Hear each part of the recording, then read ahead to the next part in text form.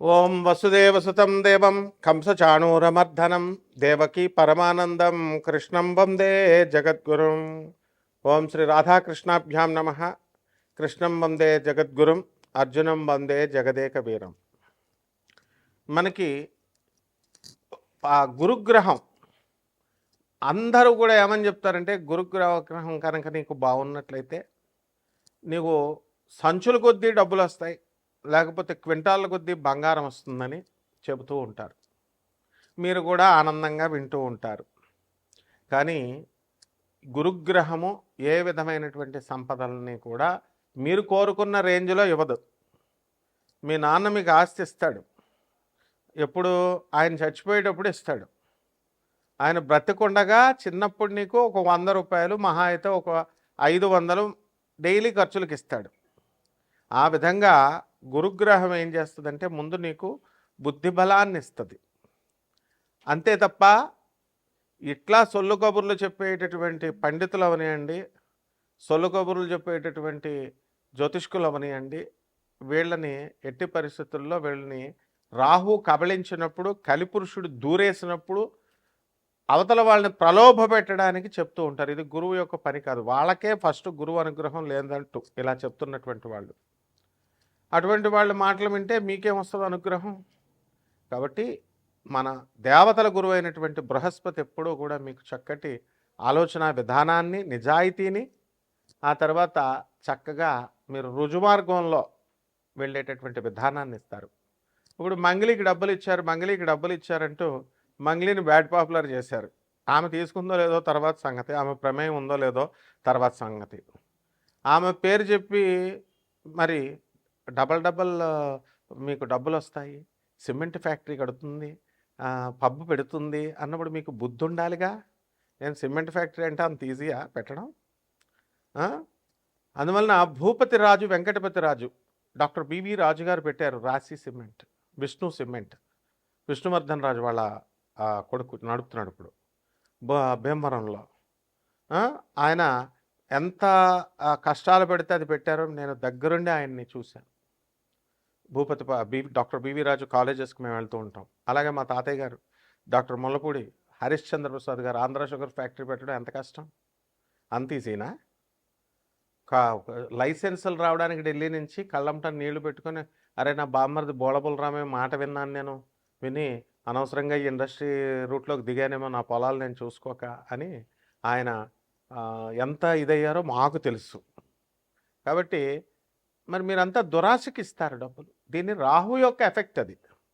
ఒక పనికిమాలిన జ్యోతిష్కుడు సంచుల కొద్దీ డబ్బులు వస్తాయి, సంచుల కట్ల కొద్దీ బంగారం వస్తుందంటే ఎలా నమ్ముతున్నారా మీరు?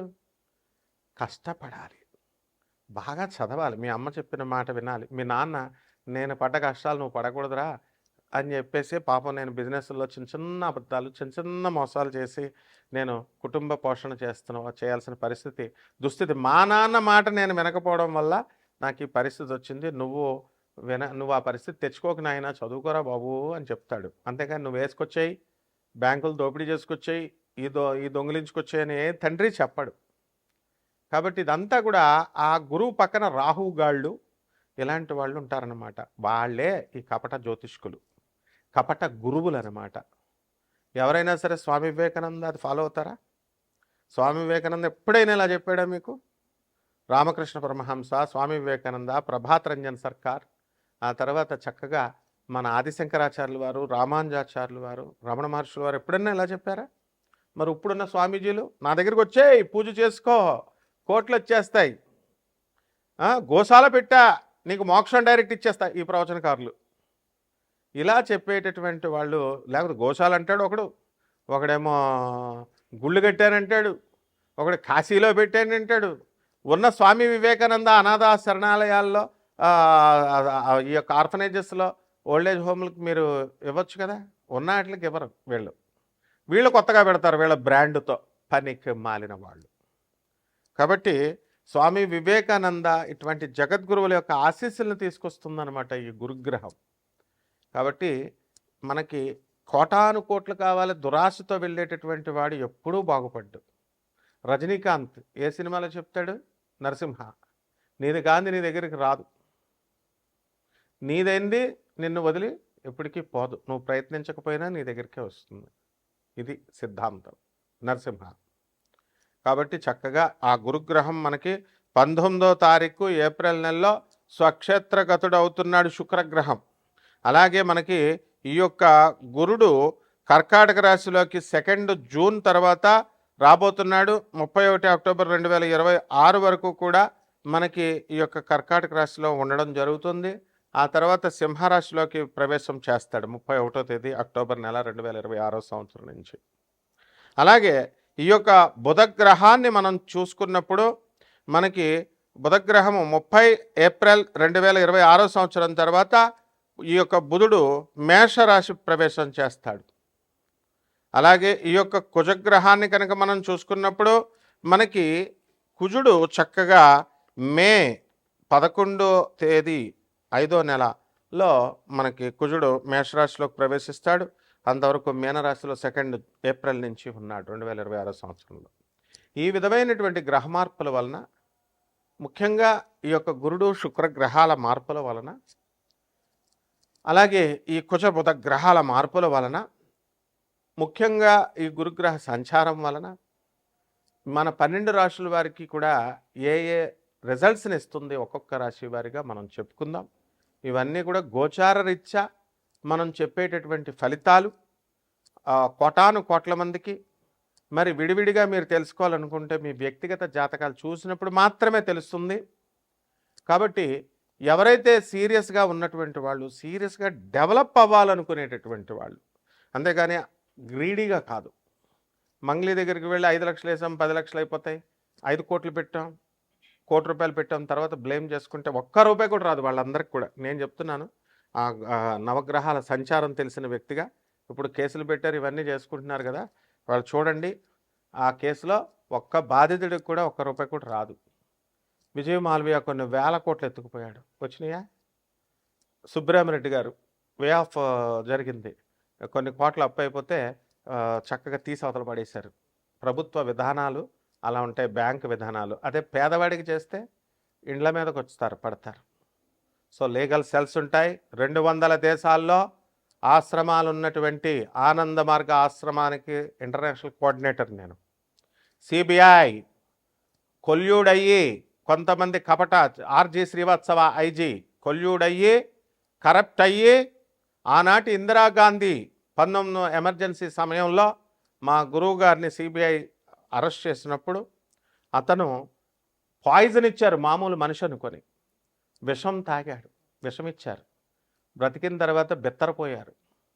బెత్తరపోయిన తర్వాత ఆయన సాక్షాత్తు శివసంభూతుడని తెలుసుకొని అదే ఐజీ శ్రీవాత్సవ ఆయన పాదాల మీద పడి క్షమాపణ అడిగి ఈ రోజున మాకు ఆనంద్ నగర్ జార్ఖండ్లో Singhbhum first landscape on the earth అని అక్కడ ఆయన సన్యాస దీక్ష తీసుకున్నాడు మా గురుగారి దగ్గర. ఇప్పుడు కూడా సర్వ్ చేసుకుంటున్నాడు. సో సింగభూమి జార్ఖండే first landscape on the earth geological survey of India geological evidences ఉండగా, అలాగే ఎన్జిఆర్ఐ ఇవన్నీ కూడా సెంట్రల్ గవర్నమెంట్ ఎవిడెన్సెస్ ఉండగా బుద్ధి లేదా ప్రవచనకారులకి? బుద్ధి లేదా మీకు అందరికీ చెప్పేటటువంటి వాళ్ళు యూట్యూబ్కి మైథలాజికల్ స్టోరీ లాగా చెప్తారు. ఏది ఈ యొక్క ఏమిటది కల్కి పుడతాడు, ఏమిటి ఆ ప్లేస్ ఏమిటి? కల్కి పుడతాడు శంబాలా నగరం, రిపీట్, కల్కి పుడతాడు అది శంబాలా నగరం అని ఒక మైథలాజికల్ స్టోరీలాగా అదేదో ఎక్కడో ఉంటుంది, అది హిమాలయ పర్వతాల తర్వాత ఎక్కడో ఉంటుంది, మానవులు వెళ్ళలేరు. ఏంటి సొల్లు కబుర్లు చెప్పాను నేను. First landscape on the earth Singhbhum, refer చేసుకోండి గూగుల్లో. జార్ఖండ్ ఇండియా, అది భూభాగం అని చెప్పి జియోలాజికల్ ఎవిడెన్సెస్ చెప్తుంటే మళ్ళీ మీరు ఇది చేస్తున్నారు. ఏం do you want me to file the cases against all such YouTubers? ఎందుకు చరిత్రను మారుస్తున్నారు మీరు? అలాగే రాముడు అయోధ్యలోనే పుట్టాడు, మైథలాజికల్ స్టోరీ రామాయణం కావ్యం అని చెప్పడానికి మీకు ఎవరిచ్చారు అధికారం? మరి పని పట్టలేక అయోధ్యలో రామాలయం కట్టారు, పని పట్టలేక భక్తులందరూ రాముల వారి దగ్గరికి వెళ్తున్నారు. అలాగే మధురాలో కృష్ణుడు పుట్టాడు, దట్స్ ఆల్. మళ్ళీ కృష్ణుడు మైథలాజికల్ స్టోరీ భాగవతం అబద్ధం, భగవద్గీత అబద్ధం అంటూ కొంతమంది యూట్యూబర్లు రా మీరంతా. యూట్యూబర్లు మీరు ఉపాసకులు అవుతారా? మీరు భక్తులు అవుతారా? స్వామి వివేకానంద శిష్యులా మీరు? గురు పరంపర నుంచి వచ్చినటువంటి వాడిని నేను చెప్తున్నాను. రాముడు గురువు, రాముడు అయోధ్యలోనే పుట్టాడు, అదే సాకేతం. మధురలో కృష్ణుడు పుట్టాడు, అదే గోలోకం. రామాయణం అనేటటువంటిది కల్పితం కాదు, భాగవతం అనేటటువంటిది కల్పితం కాదు, కురుక్షేత్రం అనేటటువంటిది కల్పితం కాదు. యక్షిణీల గురించి మీకేం తెలుసురా? యక్షిణీల గురించి చెప్తున్నారు ఒక ఆర్గనైజ్డ్గా, ఒక గౌరవప్రదంగా. నేను చెప్పుకొస్తే వేరే ఛానల్ వాళ్ళు వేరే గొట్టంగాళ్ళని, చిన్న చిన్న వాళ్ళని పెట్టి యక్షిణీలు గురించి మీకు తెలిసినట్టు చెప్తున్నారు. మీరు ఉపాసన చేయలేదంటూనే మీకేం తెలుసు అసలు? ఎందుకు? How do you degrade the Hindu goddesses? So ఇవన్నీ కూడా మీరు చెప్పడం వల్ల, ఈ దురాశాపరులైనటువంటి ఈ జనం చూడడం వల్ల ఏమవుతుందంటే ఈ యొక్క మీకు రిజల్ట్స్ రావు. గురుగ్రహం చేసేది అదే నిజమైనటువంటి జ్ఞానాన్ని చెప్పడం. గురు పరంపర అంటే ఆజ్ఞాపించాలా? గురువు ఆదేశ్, గురు దత్తాత్రేయుడు ఆదేశిస్తాడు. It is an order. ఆదిశంకరాచార్యుల ఆది గురువు ఏమంటాడు? నా గురోరధికం, నా గురోరధికం, నా గురోరధికం ఇది శివ శాసనత. శివుడు శాసించాడు. ఇదేమన్నా రాజకీయ నాయకుళ్ళు, సీఎంలు, పిఎంలు అనుకుంటున్నారు చెప్పడానికి? దిస్ ఇస్ ఆర్డర్, గురువు ఆర్డర్. కాబట్టి ఇక నుంచి ఎటువంటి మైథలాజికల్ స్టోరీస్ లాగా ఎవరు కూడా చెప్పకూడదు. అలా కనుక చెప్పినట్లయితే తప్పకుండా లీగల్ ప్రొసీడింగ్స్కి వెళ్తాం. ఇదే గురుగ్రహం చేసేటటువంటిది. అంతేగాని బస్తాలు బస్తాలు డబ్బులు మీకు ఇచ్చేది, బస్తాలు బస్తాలు మీకు డబ్బుల్ని ఇవ్వదు. జ్ఞానాన్ని ఇస్తుంది, మంచి గురువుల్ని ఇస్తుంది, మంచి స్నేహితుల్ని ఇస్తుంది, నిజాయితీ పరులుగా ఉన్నటువంటి వాళ్ళని చేత మీకు కల్పించి యథార్థ భక్తిని, నిజభక్తిని మీకు కల్పిస్తుంది. ఇక 12 రాశుల వారికి ఒక్కొక్క రాశి వారిగా మీకు ఏమేం ఫలితాలు ఇస్తుందో ఈ వీడియోలో చూద్దాం. మకర రాశి. రాముడి కోసం, శబరి కోసం రాముడు ఏ విధంగా అయితే మరి అహల్య కోసం రాముడు దిగివచ్చి భూమి మీదకి వాళ్ళకి మోక్షాన్ని ఇచ్చాడు, మకర రాశి వాళ్ళు ఎంతో ఎదురు చూస్తున్నారు. సుధాకర్ లాంటి వాళ్ళు మకర రాశి బాగుండాలండి అని. మరి ఇటువంటి మకర రాశి అంతా కూడా ఎక్కడున్నాడు మన గురుడు? షష్ఠ స్థితిగతుడు ఉన్నాడు. శత్రువులందరూ కూడా మనకి గులాములైపోతారు. మీకు ధనము పెరిగిపోతుంది. శత్రువులను పట్టించే సింహ స్వప్నంలా మీరు మారిపోతారు. అదేవిధంగా ఈ యొక్క మకర రాశి వారికి ధనస్థానంలో, వాక్స్థానంలో రాహు ఉండడం వల్ల మరి ఆర్గనైజ్డ్గా కనుక మీరు ఉండకపోతే నోటికి సంబంధించినటువంటి దుర్వ్యసనాలు రావడానికి అవకాశాలు ఉంటాయి. కఠినంగా మాట్లాడేటటువంటి అవకాశాలు ఉంటాయి. ఆదాయాలు బ్రహ్మాండంగా పెరుగుతాయి. గురుగ్రహం జూన్ 2, 2026 సంవత్సరం తర్వాత ట్రాన్సిట్ కాబోతోంది. మరి అటువంటి సమయంలో మీరందరూ కూడా బ్రహ్మాండంగా జన్మరాశిని గురుగ్రహం చూడడం వల్ల మంచి ఆరోగ్యకరమైనటువంటి ఆలోచనలు మీకు వస్తాయి.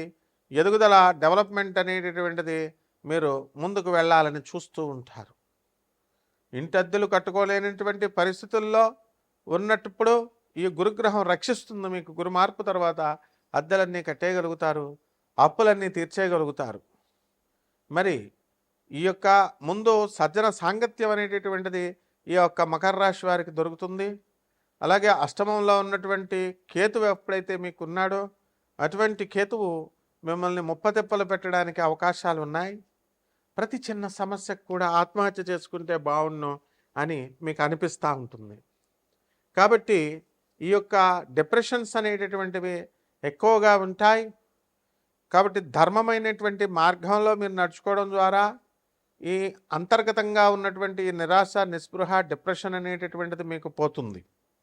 కాబట్టి ఈ యొక్క మకర రాశి వాళ్ళు బంధువులకి అందరికీ కూడా ఆదాయాలు పెరగడం వల్ల బంధువులందరూ కూడా చక్కగా విందు వినోద కార్యక్రమాల్లో పాల్గొంటారు, దూరపు ప్రయాణాలు చేస్తారు. అలాగే రైతుల దగ్గరకు వచ్చేసరికి బ్రహ్మాండమైనటువంటి పంటలు, కమర్షియల్ క్రాప్స్ వేయడం జరుగుతుంది.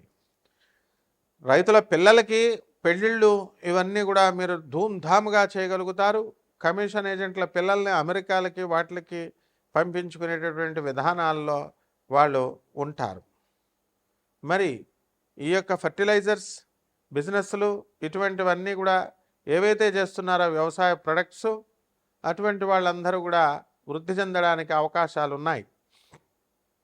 కాబట్టి ఈ రాశి వారికి అందరికీ కూడా మనకి అర్ధాష్టమంలో ఉన్నటువంటి రవిగ్రహం ఉచ్చస్థితిగతుడై కేంద్రంలో ఉండడం ద్వారా ప్రభుత్వాలు మీకు అనేకమైనటువంటి లాభాలు మీకు ఇస్తాయి. అలాగే పరిహారాల దగ్గరికి వచ్చేసరికి బుధ జపం చేసుకోండి, కుజ జపం చేసుకోండి, సరిపోతుంది. బుధుడికి విష్ణు సహస్రనామ పారాయణ చేసుకోండి.